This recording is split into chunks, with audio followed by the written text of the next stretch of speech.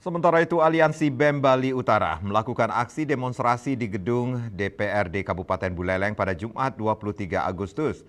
Ratusan mahasiswa dari berbagai perguruan tinggi di Bali Utara ini pun menyampaikan 5 poin tuntutan ke DPRD Kabupaten Buleleng.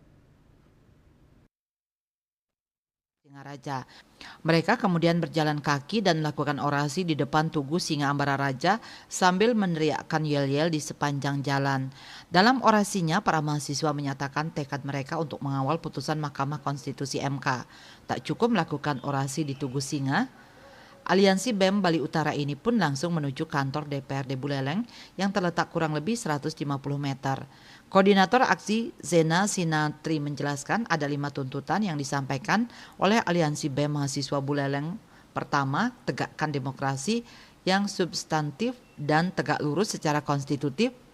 Kedua, mengawal putusan Mahkamah Konstitusi nomor 60 PUU minus 22 Romawi garing 2024. Ketiga, mendesak pengesahan RUU perampasan aset.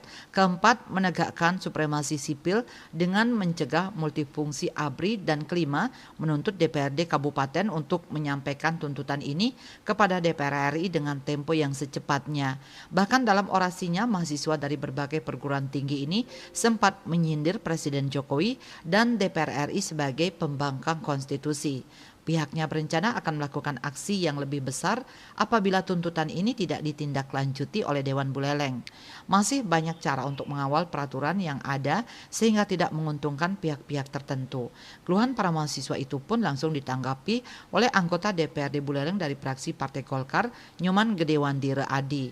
Pihaknya menilai apa yang disampaikan oleh generasi muda merupakan hal yang wajar. Seluruh aspirasi diterima dan dicermati, laporan akan ditindaklanjuti. Nyoman Yuda dan Yasri Yuli melaporkan.